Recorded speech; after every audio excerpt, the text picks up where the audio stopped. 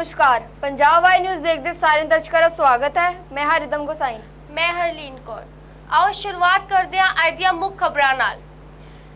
ਸਾਕਾ ਨਨਕਾਣਾ ਸਾਹਿਬ ਦੇ ਰੱਦ ਕੀਤੇ ਗਏ ਵੀਜ਼ੇ। ਅਕਾਲ ਤਖਤ ਦੇ ਜਥੇਦਾਰ ਨੇ ਕਿਹਾ ਕਿ ਕੋਰੋਨਾ ਅਤੇ ਸੁਰੱਖਿਆ ਦਾ ਬਹਾਨਾ ਕਰਕੇ ਵੀਜ਼ੇ ਰੱਦ ਕਰਨਾ ਗਲਤ ਹੈ। ਵਾਹਿਗੁਰੂ ਜੀ ਕਾ ਖਾਲਸਾ, ਵਾਹਿਗੁਰੂ ਜੀ ਕੀ ਫਤਿਹ। ਨਨਕਾਣਾ ਸਾਹਿਬ ਦਾ ਸਾਕਾ ਇੱਕ ਸਿੱਖ ਪੰਥ ਦੇ ਅੰਦਰ ਬਹੁਤ ਵੱਡਾ ਸਾਕਾ ਹੋਇਆ। ਗੁਰਦੁਆਰਾ ਪ੍ਰਬੰਧ ਜੋ ਕਿਸੇ ਵੇਲੇ ਮਹੰਤਾਂ ਦੇ ਪਾਸ ਸੀ, ਮਹੰਤ ਵਿਚਾਰੀ ਹੋ ਚੁੱਕੇ ਸੀ, ਦੁਆਚਾਰੀ ਹੋ ਚੁੱਕੇ ਸੀ ਤੇ ਅੰਗਰੇਜ਼ ਸਰਕਾਰ ਦੀ ਮਹੰਤਾਂ ਨੂੰ ਸਰਪ੍ਰਸਤੀ ਸੀ। ਉਸ ਵਕਤ ਖਾਲਸਾ ਪੰਥ ਨੇ ਗੁਰਦੁਆਰਾ ਸੁਧਾਰ ਲਹਿਰ ਪ੍ਰਾਰੰਭ ਕੀਤੀ ਤੇ ਨਨਕਾਣਾ ਸਾਹਿਬ ਦਾ ਪ੍ਰਬੰਧ ਲੈਣ ਲਈ ਜਦੋਂ 20 ਫਰਵਰੀ ਨੂੰ ਜਥਾ ਸ੍ਰੀ ਨਨਕਾਣਾ ਸਾਹਿਬ ਪੁੱਜਿਆ ਤੇ ਮਹੰਤ ਨਰੈਣੂ ਦੇ ਗੁੰਡਿਆਂ ਨੇ ਜਥੇ ਦੇ ਸਿੰਘਾਂ ਦੇ ਉੱਪਰ ਹੱਲਾ ਬੋਲ ਕੇ ਸੈਂਕੜੇ ਸਿੱਖਾਂ ਨੂੰ ਸ਼ਹੀਦ ਕੀਤਾ। ਇੱਥੋਂ ਤੱਕ ਕਿ ਛੋਟੇ ਬੱਚੇ ਵੀ ਜਿਹੜਾ ਉਹ ਬਖਸ਼ੇ ਨਹੀਂ ਗਏ। ਉਸ ਘਟਨਾ ਨੂੰ ਅੱਜ ਪੂਰਾ 100 ਵਰ੍ਹਾ ਜਿਹੜਾ ਹੈ ਉਹ ਹੋ ਚੁੱਕਿਆ। ਖਾਲਸਾ ਪੰਥ ਇਸ ਵਰੇ ਉਹਨਾਂ ਸ਼ਹੀਦਾਂ ਨੂੰ ਯਾਦ ਕਰਨ ਲਈ 100 ਸਾਲਾ ਸ਼ਤਾਬਦੀ ਰੂਪ ਦੇ ਵਿੱਚ ਸ਼ਹੀਦੀ ਦਿਹਾੜਾ ਨਨਕਾਣਾ ਸਾਹਿਬ ਦੀ ਧਰਤੀ ਦੇ ਉੱਤੇ ਮਨਾ ਰਿਹਾ ਹੈ। ਭਾਰਤ ਦੇ ਵਿੱਚ ਗੋਦਰਪੁਰ ਦੇ ਵਿੱਚ ਇਹ ਦਿਹਾੜਾ ਜਿਹੜਾ ਉਹ ਮਨਾਇਆ ਜਾ ਰਿਹਾ ਹੈ।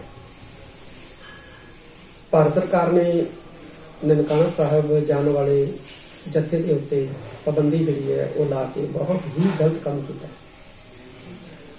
ਕੋਰੋਨਾ ਦਾ ਬਹਾਨਾ ਜਿਹੜਾ ਹੈ ਉਹ ਬਣਾਇਆ ਗਿਆ, ਦੱਸਿਆ ਗਿਆ। ਮਾਰਚ ਦੇ ਮਹੀਨੇ ਦੇ ਵਿੱਚ ਹਰਿਦੁਆਰ ਦੇ ਵਿੱਚ ਕੁੰਭ ਲੱਗ ਰਿਹਾ। ਹਜ਼ਾਰਾਂ ਨਹੀਂ, ਲੱਖਾਂ ਨਹੀਂ, ਕਰੋੜਾਂ ਲੋਕ ਜਿਹੜੇ ਨੇ ਉੱਥੇ ਕੁੰਭ ਦੇ ਮੌਕੇ ਦੇ ਉੱਤੇ ਇਸ਼ਨਾਨ ਕਰਨ ਵਾਸਤੇ ਪਹੁੰਚਦੇ ਨੇ ਔਰ ਇਸ ਵਾਰ ਵੀ ਪਹੁੰਚਣਗੇ। ਪਰ ਇੱਥੇ ਕੋਈ ਪਾਬੰਦੀ ਨਹੀਂ ਹੈ। ਹਾਲਾਂਕਿ ਕੁੰਭ ਦਾ ਮੇਲਾ ਜਿਹੜਾ ਉਹ 12 ਸਾਲ ਬਾਅਦ ਆਉਂਦਾ ਹੈ, ਪਰ ਇਹ ਜਿਹੜਾ ਸਾਡਾ ਇਹ ਦਿਹਾੜਾ ਜਿਹੜਾ ਅਸੀਂ ਮਨਾਉਣ ਜਾ ਰਹੇ ਹਾਂ 20-21 ਫਰਵਰੀ ਨੂੰ, ਇਹ ਪੂਰੇ 100 ਸਾਲ ਬਾਅਦ ਆਇਆ ਤੇ 100 ਸਾਲ ਬਾਅਦ ਆਉਣਾ। ਇਸ ਮੌਕੇ ਦੇ ਉੱਤੇ ਭਾਰਤ ਸਰਕਾਰ ਵੱਲੋਂ ਪਾਬੰਦੀ ਲਾਉਣਾ ਜਿਹੜਾ ਹੈ ਇਹ ਬਹੁਤ ਹੀ ਮੰਦਭਾਗੀ ਗੱਲ ਹੈ। ਖਬਰਾਂ ਨਾਲ ਜੁੜੇ ਰਹੋ ਦਿਨ ਰਾਤ ਸਿਰਫ ਪੰਜਾਬ ਵਾਇਰ ਨਿਊਜ਼ ਦੇ ਨਾਲ। ਸਾਕਾ ਨਨਕਾਣਾ ਸਾਹਿਬ ਦੇ ਵੀਜ਼ੇ ਰੱਦ ਕਰਨ ਤੋਂ ਬਾਅਦ ਬਿਕਰਮ ਸਿੰਘ ਮਜੀਠੀਏ ਨੇ ਸ਼੍ਰੀ ਅਕਾਲ ਤਖਤ ਸਾਹਿਬ ਦੇ ਜਥੇਦਾਰਾਂ ਨਾਲ ਕੀਤੀ ਮੁਲਾਕਾਤ ਤੇ ਉਹਨਾਂ ਨੇ ਸਿੱਧੇ ਤੌਰ ਤੇ ਭਾਰਤ ਸਰਕਾਰ ਦੀ ਨਿਖੇਧੀ ਕੀਤੀ। ਸ੍ਰੀ ਅਕਾਲ ਤਖਤ ਸਾਹਿਬ ਨੂੰ ਲੈ ਕੇ, ਗੁਰੂ ਨਾਨਕ ਨਾਮ ਲੇਵਾ ਸੰਗਤ ਨੂੰ ਲੈ ਕੇ, ਉਹਨਾਂ ਨੂੰ 100 ਸਾਲੇ ਨੂੰ ਸਮਰਪਿਤ ਨਨਕਾਣਾ ਸਾਹਿਬ ਦੀ ਧਰਤੀ ਤੇ ਜਾ ਕੇ ਨਤਮਸਤਕ ਹੋਣ ਦਾ ਜਿਹੜਾ ਸਾਰੇ ਪ੍ਰੋਗਰਾਮ ਉਲੀਕੇ ਗਏ ਸਨ, ਉਹਨਾਂ ਨੂੰ ਰੋਕਣ 'ਚ ਜੋ ਰੋਲ ਅਦਾ ਕੀਤਾ ਗਿਆ ਉਹਦੇ ਤੇ ਸਾਰੀ ਪੰਜਾਬੀ ਗੁਰੂ ਨਾਨਕ ਨਾਮ ਲੇਵਾ ਇਸ ਗੱਲ ਤੇ ਬੜੀ ਆਹਤ ਹੈ। ਦੇਖੋ, ਕਿਸੇ ਨੂੰ ਵੀ, ਕਿਸੇ ਸਰਕਾਰ ਨੂੰ, ਆਫਟਰ ਆਲ ਕਨਸਟੀਟਿਊਸ਼ਨ ਸਭ ਤੋਂ ਉੱਤੇ ਆ, ਸੰਵਿਧਾਨ ਤੋਂ ਉੱਤੇ ਕੋਈ ਚੀਜ਼ ਨਹੀਂ। ਔਰ ਅੱਜ ਤੱਕ ਲੰਮੇ ਇਤਿਹਾਸ 'ਚ ਕਦੇ ਇਹ ਨਹੀਂ ਹੋਇਆ ਕਿ ਗੁਰੂ ਧਾਮਾਂ ਤੋਂ ਜਾਣ, ਨਤਮਸਤਕ ਹੋਣ ਤੋਂ, ਉਹ ਵੀ ਕਿਸੇ ਸੰਗਤ ਨੂੰ, ਔਰ ਇੱਥੇ ਤਾਂ ਅਕਾਲ ਤਖਤ ਸਾਹਿਬ ਦੇ ਜਥੇਦਾਰ ਸਾਹਿਬ ਜਿਹੜਾ ਲੀਡ ਕਰ ਰਹੇ ਉਹਨਾਂ ਨੂੰ ਕਦੇ ਰੋਕਿਆ ਗਿਆ ਹੋਵੇ। ਔਰ ਬਹਾਨੇ ਜਿਹੜੇ ਲਾਏ ਗਏ ਆ ਕੋਰੋਨਾ ਦੇ, ਦੇਖੋ ਕੱਲ੍ਹ ਵੀ ਜੋ ਸਪਸ਼ਟ ਗੱਲ ਆਈ ਹੈ, ਚੀਫ ਮਿਨਿਸਟਰ ਸਾਹਿਬ ਕੈਪਟਨ ਅਮਰਿੰਦਰ ਸਿੰਘ ਦੇ ਬੜੇ ਨਜ਼ਦੀਕੀ ਲੋਕ ਕੱਲ੍ਹ ਵੀ ਗਏ ਆ।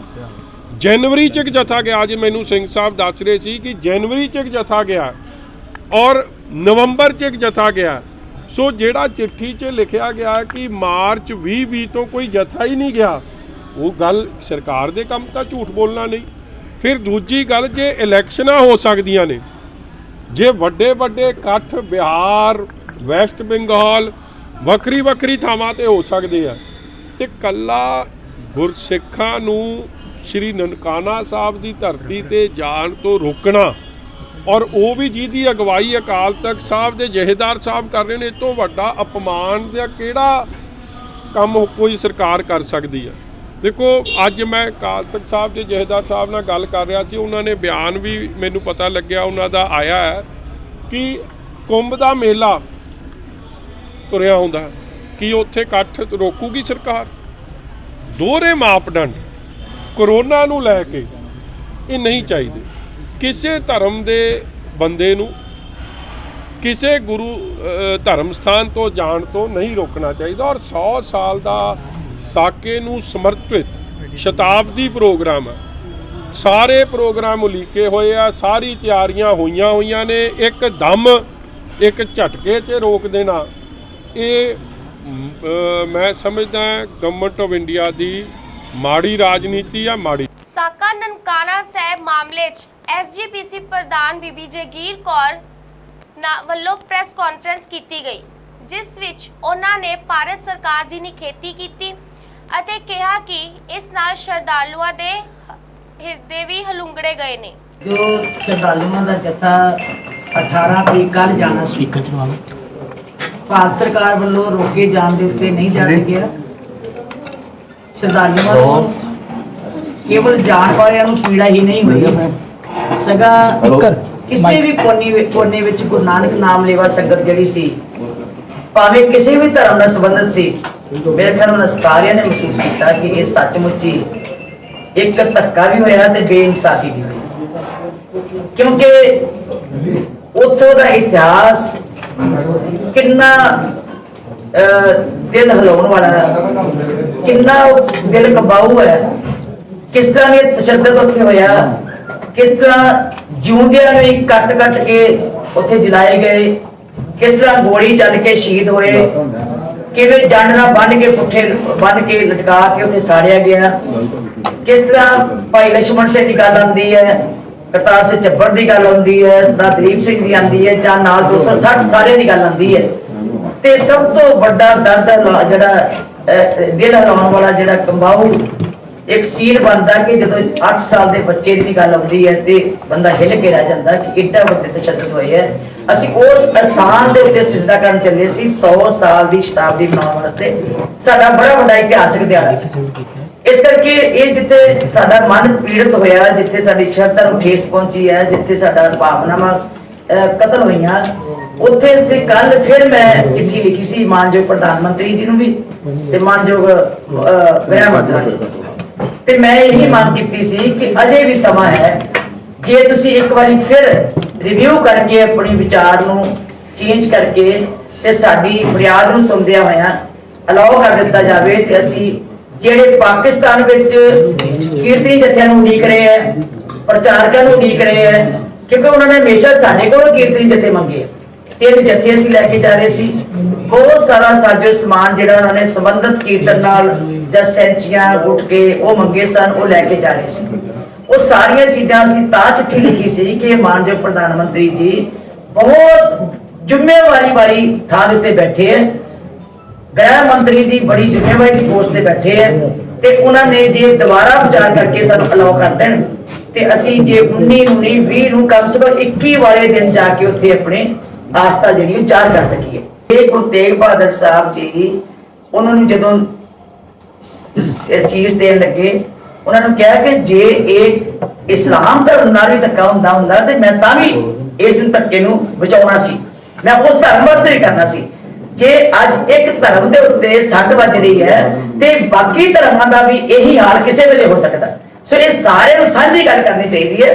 ਹਰ ਇੱਕ ਨੂੰ ਧਾਰਮਿਕ ਮੁੱਦਾ ਦੇਖੋ, ਬੀਜੇਪੀ ਇਹ ਪਾਰਟੀ ਕਹਿੰਦੀ ਹੈ ਕਿ ਅਸੀਂ ਵੀ ਧਰਮ ਦੇ ਆਧਾਰ ਦੇ ਉੱਤੇ ਸਿਆਸਤ ਕਰਦੇ, ਰਾਜਨੀਤੀ ਕਰਦੇ, ਸਰਕਾਰ ਚਲਾਉਂਦੇ, ਭਾਵੇਂ ਉਹ ਧਰਮ ਕੋਈ ਹੋਵੇ ਉਹਨਾਂ ਦਾ। ਉਹ ਕਹਿੰਦੇ ਤਾਂ ਹੈ ਨਾ ਕਿ ਅਸੀਂ ਵੀ ਧਰਮ ਦਾ ਆਧਾਰ ਹੈ, ਸਾਡੀ ਵੀ ਧਾਰਮਿਕ ਜਥੇਬੰਦੀ ਹੈਗੀ ਹੈ। ਜੇ ਉਹ ਆਪਣੇ ਧਰਮ ਦੀ ਗੱਲ ਕਰਕੇ ਚੱਲ ਆਉਂਦੇ ਹੋਣ ਤੇ ਉਹਨਾਂ ਨੂੰ ਇਹ ਨਹੀਂ ਅਹਿਸਾਸ ਹੋਇਆ ਵੀ ਇਹ ਵੀ ਧਰਮ ਹੈ, ਇਸ ਧਰਮ ਦੀ ਵੀ ਕੋਈ ਪਰੰਪਰਾ, ਕੋਈ ਮਰਿਆਦਾ। ਸੋ ਇਸ ਕਰਕੇ ਮੈਂ ਸਮਝਦੀ ਸੀ ਤੇ ਉਹਨਾਂ ਨੂੰ ਸਿਰਫ ਇੱਕ ਨਜ਼ਰ ਚੋਂ ਕੱਢਣ ਵਾਸਤੇ ਯਾਦ ਕਰਾਇਆ ਕਿ ਸਾਡਾ ਇਤਿਹਾਸ ਬੜਾ ਇੱਕ ਲਾਸਾਨੀ ਸ਼ਹਾਦਤਾਂ ਸੀ। ਅਸੀਂ ਉਸ ਲਾਸਾਨੀ ਸ਼ਹਾਦਤਾਂ ਨੂੰ ਨਮਸਕਾਰ ਕਰਨ ਵਾਸਤੇ ਜਾਣਾ ਸੀ।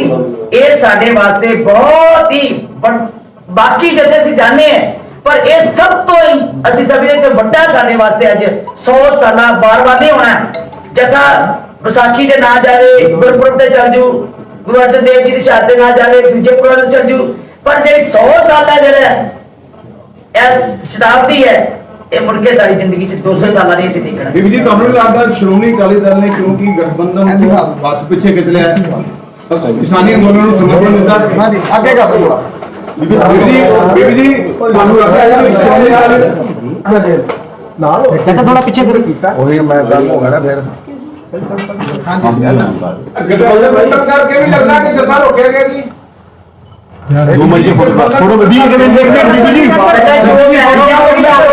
ਰਹਿਣ ਦੇ ਬੀਬੀ ਥੋੜੇ ਫੋਟੋ ਕਰਾ ਲਓ ਬੀਬੀ ਜੀ ਕੱਲ ਕੋਈ ਪ੍ਰੋਗਰਾਮ ਉੱਤੇ ਅਟਾਰੀ ਕੋਈ ਹੈ? ਡਾਕਟਰ ਸਾਹਿਬ ਨਾਲ ਖਲੋ ਡਾਕਟਰ ਸਾਹਿਬ ਡਾਕਟਰ ਸਾਹਿਬ ਨਾਲ ਹੋਵੋ। ਦੇਖੋ ਜੀ ਫਾਊਂਡੇਸ਼ਨ ਤੇ ਸਾਰੀ ਕੌਮ ਨੇ ਜਦੋਂ ਇਹ ਅਰਦਾਸ ਹੀ ਤਖਤ ਤੇ ਕਰ ਦੇਣੀ ਹੈ, ਅਸੀਂ ਪ੍ਰਦਰਸ਼ਨ ਕਿਹਨੂੰ ਕਰਨਾ ਹੈ? ਅਸੀਂ ਤੇ ਗੁਰੂ ਅੱਗੇ ਅਰਦਾਸ ਕਰ ਸਕਦੇ ਹਾਂ ਚੜ੍ਹਦੀ ਕਲਾ ਦੀ। ਅਸੀਂ ਤੇ ਗੁਰੂ ਅੱਗੇ ਉਹਨਾਂ ਸ਼ਹੀਦਾਂ ਦੀ ਅਰਦਾਸ ਕਰ ਸਕਦੇ ਹਾਂ, ਉਹ ਸਿਜਦਾ ਕਰ ਸਕਦੇ। ਬੀਬੀ ਜੀ ਜਿਹੜਾ ਗਠਬੰਧਨ ਟੁੱਟਾ ਤੁਸੀਂ ਸਮਝਦੇ ਹੋ ਉਹਦੇ ਕਰਕੇ ਵੀ ਇਹ ਇੱਕ ਤਰ੍ਹਾਂ ਦਾ ਪ੍ਰੈਸ਼ਰ ਬਣਾਉਣ ਦੀ ਕੋਸ਼ਿਸ਼ ਕੀਤੀ ਗਈ ਹੈ? ਮੈਂ ਜਿਹੜਾ ਮੇਰਾ ਮੁੱਦਾ ਜੀ ਉਹ ਇਹ ਹੈ ਕਿ ਸਾਡਾ ਖਿਲਵਾੜ ਹੋਇਆ ਸਾਡੇ ਧਰਮ ਦੇ ਨਾਲ, ਸਾਡੀ ਸ਼ਰਤ ਛੱਡ ਵੱਜੀ ਹੈ। ਹੁਣ ਕਿਉਂ ਹੋਇਆ ਇਹ ਉਹਨੂੰ ਪੁੱਛਿਆ ਕਰੋ ਉਹਨਾਂ ਨੇ। ਤੁਹਾਨੂੰ ਕੋਈ ਜਵਾਬ ਨਹੀਂ ਆਇਆ ਤਿੰਨਾਂ ਦਿਨਾਂ ਚ? ਕਿਸੇ ਸਾਡੀ ਚਿੱਠੀ ਦਾ ਈਮੇਲ ਦਾ ਕੋਈ ਜਵਾਬ ਨਹੀਂ ਆਇਆ ਚਾਰ ਦਿਨਾਂ ਚ? ਚਲੋ ਜਿੱਥੇ ਬੋਲਣ ਆ ਰਹੀ ਹੈ ਦਿੱਤਾ ਜਾਂਦੀ ਜੋ ਹੁਣ ਅਸੀਂ ਕੀ ਕਰੀਏ ਜੀ ਜਾ ਕੇ ਸਿਰ ਤੇ ਪਹਿਲਾਂ ਜਿਵੇਂ ਤੁਸੀਂ ਦੱਸ ਰਹੇ ਸੀ 286 ਸ਼ਹੀਦ ਹੋਏ ਨੇ ਉੱਥੇ, ਉਹ ਸਿੱਖ ਧਰਮ ਨਾਲ ਸੰਬੰਧਿਤ ਤੇ ਸੀਗੇ ਪਰ ਕਿਉਂਕਿ ਉਦੋਂ ਦੇ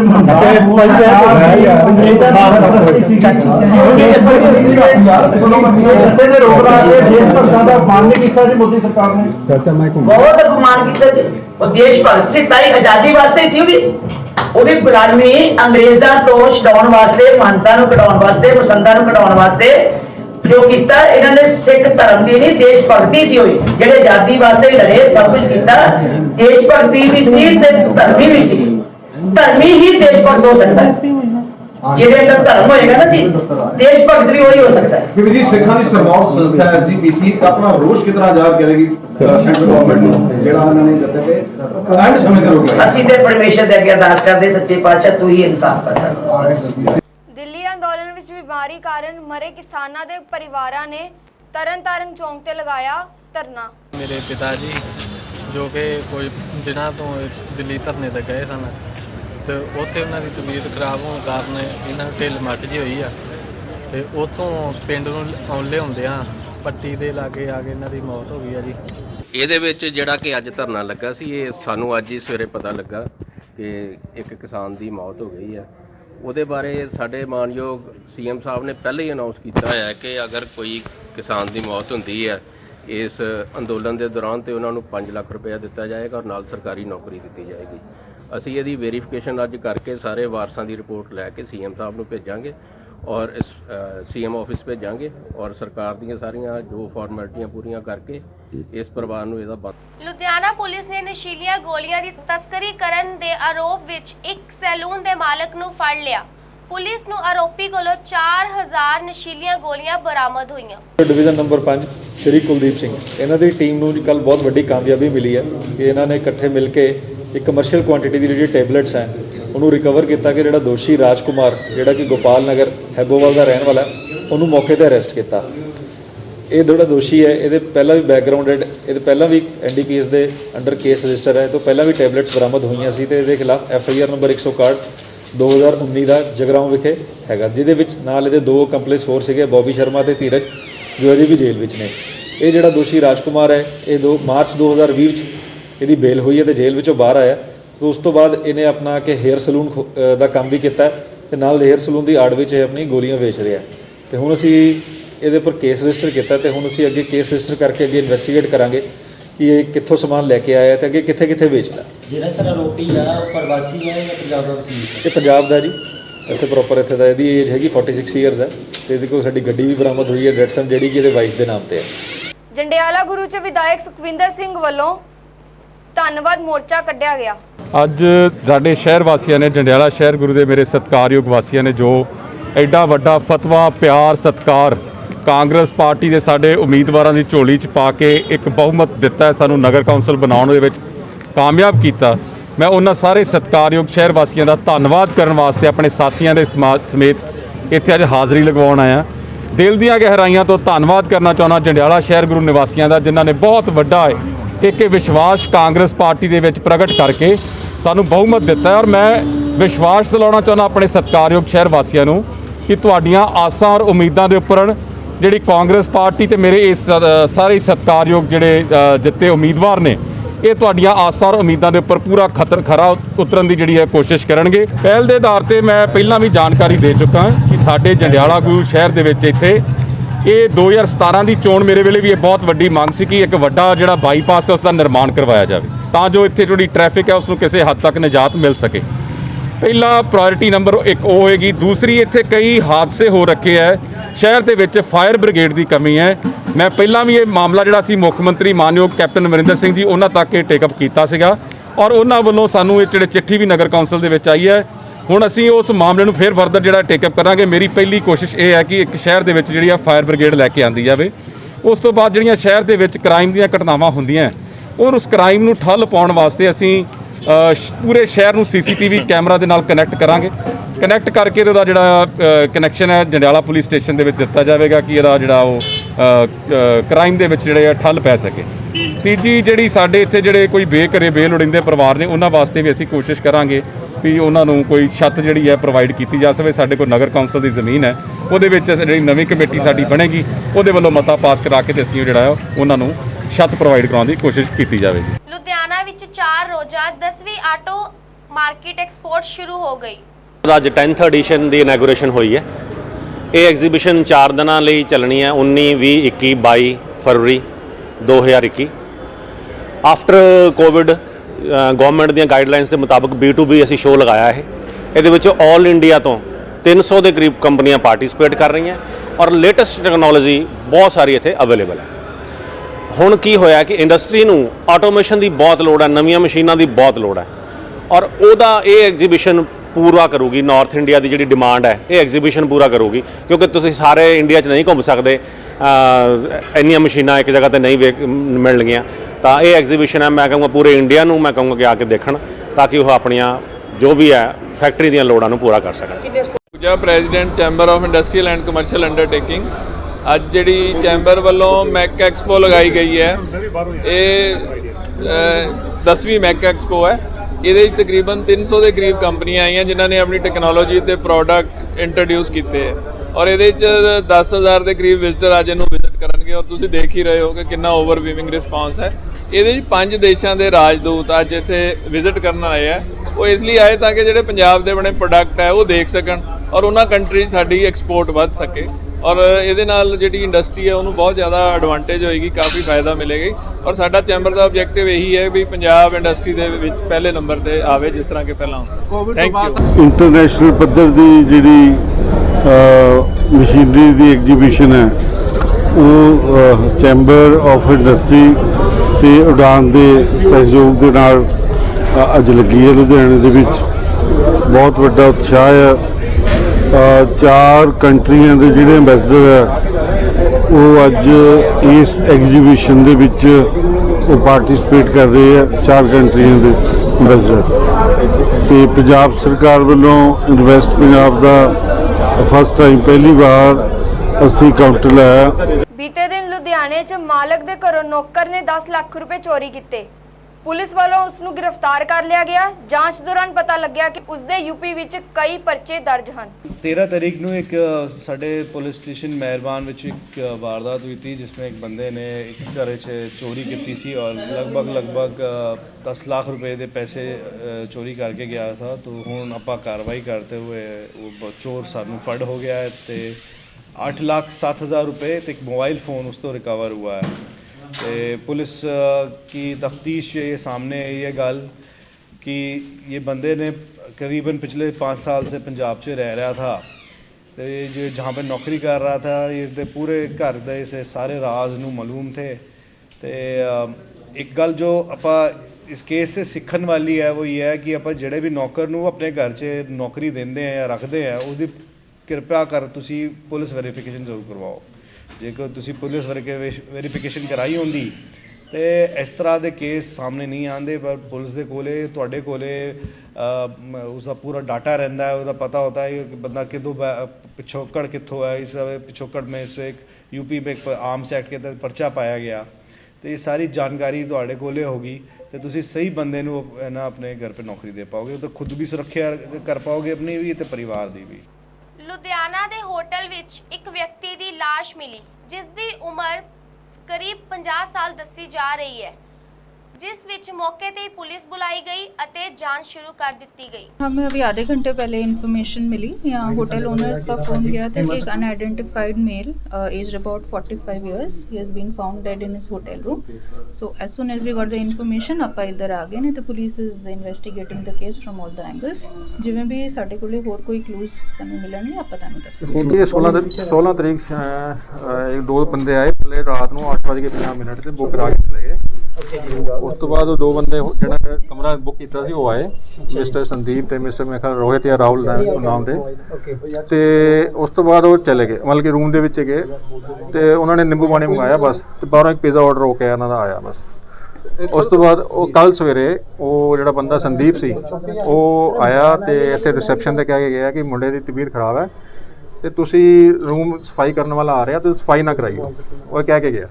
ਤੇ ਭਾਈ 16 ਤਰੀਕ ਰਾਤ ਨੂੰ, ਠੀਕ ਹੈ, ਤੇ ਉਸ ਤੋਂ ਬਾਅਦ ਉਹ ਕਹਿ ਗਏ ਤੁਸੀਂ ਨਾ 1000 ਰੁਪਏ ਐਡਵਾਂਸ ਰੱਖ ਲਓ। ਤੇ ਮੇਰੇ ਮੁੰਡੇ ਨੇ ਪੁੱਛਿਆ ਰਿਸੈਪਸ਼ਨ ਵਾਲੇ ਨੇ ਕਿ ਤੁਸੀਂ ਰੂਮ ਕੰਟੀਨਿਊ ਕਰਨਾ, ਕਹਿੰਦਾ ਹਾਂਜੀ ਰੂਮ ਕੰਟੀਨਿਊ ਕਰਨਾ ਅਸੀਂ, ਤੇ ਉਹ ਕਹਿ ਕੇ ਚਲਾ ਗਿਆ।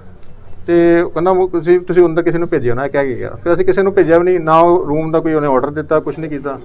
ਅੱਜ ਸਵੇਰੇ ਜਦੋਂ ਅਸੀਂ ਸਾਡੀ ਰੂਟੀਨ ਹੁੰਦੀ ਹੈ ਕਿ ਜਿਹੜੇ 11 ਵਜੇ ਦੇ ਨੇੜੇ ਤੇੜੇ ਅਸੀਂ ਫੋਨ ਕਰਨਾ ਹੁੰਦਾ, ਸਾਰੇ ਕਸਟਮਰ ਨੂੰ ਪੁੱਛਣਾ ਹੁੰਦਾ ਕਿ ਤੁਸੀਂ ਜਾ ਰਹੇ ਹੋ ਕਿ ਨਹੀਂ ਜਾ ਰਹੇ, ਤਾਂ ਉਸ ਹਿਸਾਬ ਨਾਲ ਅਸੀਂ ਆਪਣੇ ਰੂਮ ਅਲਾਟ ਕਰਨੇ ਹੁੰਦੇ ਆ। ਅਸੀਂ ਮੈਂ ਰਿਸੈਪਸ਼ਨ 'ਤੇ ਆਇਆ ਤੇ ਮੈਂ ਉਹਨੂੰ ਉਹਦੇ ਰੂਮ 'ਚ ਫੋਨ ਕੀਤਾ, ਫੋਨ ਚੱਕਿਆ ਨਹੀਂ।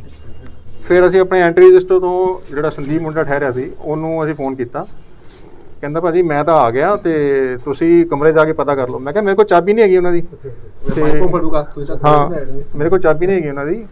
ਕਹਿੰਦਾ ਤੁਸੀਂ ਡੁਪਲੀਕੇਟ ਚਾਬੀ ਨਾਲ ਖੋਲ ਕੇ ਦੇਖ ਲਓ। ਮੈਂ ਡੁਪਲੀਕੇਟ ਚਾਬੀ ਕੱਢੀ ਤੇ ਜਾ ਕੇ ਮੈਂ ਕਮਰੇ 'ਚ ਗਿਆ, ਚਾਬੀ ਲਾਈ ਤੇ ਅੰਦਰ ਸਮੈਲ ਆ ਰਹੀ ਸੀ। ਨਾਲ ਉਹ ਬੰਦਾ ਮੇਰਾ ਫੋਨ ਤੇ ਗੱਲ ਕਰ ਰਿਹਾ ਸੀ ਤੇ ਮੈਂ ਕਿਹਾ 2 ਮਿੰਟ ਰੁਕ, ਮੈਂ ਤੇਰੇ ਨਾਲ ਜਾ ਕੇ ਦੇਖਦਾ।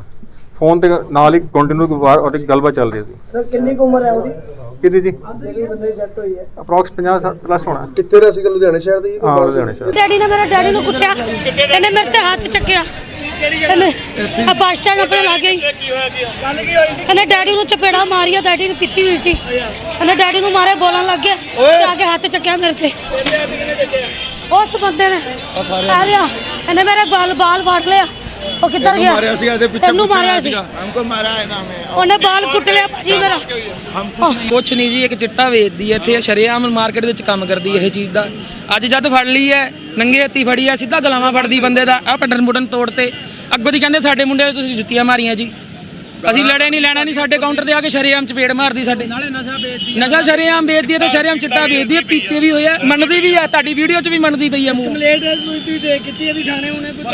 ਹੁਣੇ ਜਾਊਗੀ, ਅਸੀਂ ਤਾਂ ਰੋਕਦੇ ਸੀ ਵੀ ਚੱਲ ਪਿਆਰ ਨਾਲ ਰੁਕ ਜਾਵੇ, ਠੀਕ ਹੈ। ਉਹ ਨਹੀਂ ਸਮਝਦੀ, ਉਹ ਤਾਂ ਸ਼ਰੇਆਮ ਹੋਣਾ ਚਾਹੁੰਦੀ ਹੈ, ਠੀਕ ਹੈ।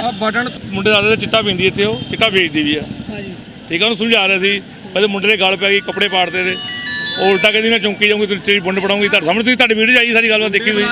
ਮੁੰਡੇ ਨਾਲ ਲਈ ਫਿਰਦੀ, ਨਾਲ ਮੁੰਡੇ ਲਈ ਫਿਰਦੀ, ਉਹ ਬਦਮਾਸ਼ੀ ਕਰਦੀ, ਫੁੱਲ ਬਦਮਾਸ਼ੀ ਕਰਦੀ।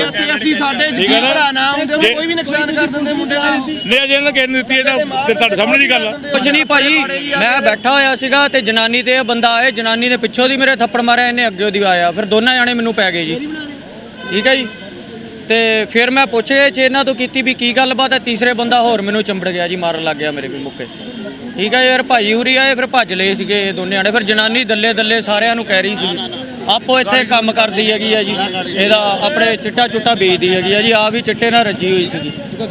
ਅੱਜ ਤੋਮਰ ਸਾਹਿਬ ਦਾ ਦਿਲ ਉਦੋਂ ਛਲਕਿਆ ਜਦੋਂ ਪੰਜਾਬ ਵਿੱਚ ਇਹਨਾਂ ਨੂੰ ਹਾਰ ਦਾ ਸਾਹਮਣਾ ਕਰਨਾ ਪਿਆ। ਤੋਮਰ ਸਾਹਿਬ ਦਾ ਦਿਲ ਉਦੋਂ ਨਹੀਂ ਛਲਕਿਆ ਜਦੋਂ ਪਿਛਲੇ 3 ਮਹੀਨੇ ਤੋਂ ਪੰਜਾਬ ਦੇ ਕਿਸਾਨ, ਪੰਜਾਬ ਦੇ ਬੁੱਧੀਜੀਵੀ, ਪੰਜਾਬ ਦੇ ਗਾਇਕ, ਪੰਜਾਬ ਦੀ ਜਵਾਨੀ, ਪੰਜਾਬ ਦੀਆਂ ਮਾਵਾਂ ਜਿਨ੍ਹਾਂ ਦੇ ਪੁੱਤਰ ਬੇਰੁਜ਼ਗਾਰੀ ਕਰਕੇ ਖੁਦਕਸ਼ੀਆਂ ਕਰ ਗਏ, ਪੰਜਾਬ ਦੀ ਉਹ ਮਾਵਾਂ ਜਿਨ੍ਹਾਂ ਦੇ ਸਿਰ ਦੇ ਸਾਇੰਸ ਕਰਕੇ ਖੁਦਕਸ਼ੀਆਂ ਕਰ ਗਏ ਕਿ ਕਰਜ਼ੇ ਦੀ ਮਾਰ ਨਹੀਂ ਸੀ ਚੱਲ ਸਕਦੇ, ਜਾਂ ਉਹ ਲੋਕ ਪੰਜਾਬ ਦੇ ਜਿਹੜੇ ਮਹਿਸੂਸ ਕਰਦੇ ਨੇ ਕਿ ਕੇਂਦਰ ਨੇ ਸਾਡੇ ਨਾਲ ਬੇਵਫਾਈ ਕੀਤੀ ਹੈ, ਉਹ ਤੜਫਦੇ ਰਹੇ 3 ਮਹੀਨੇ ਤੋਂ। ਤੋਮਰ ਸਾਹਿਬ ਨੂੰ ਤਕਲੀਫ ਨਹੀਂ ਹੋਈ।